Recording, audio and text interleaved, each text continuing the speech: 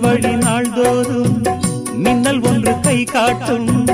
அம்மம்மா என்னைத்தான் ஆசைகளில் நீராட்டும். எனக்கும் உனக்கும் இருக்கும் நெருக்கம் இளமை தொடங்கி முதுமை வரைக்கும்.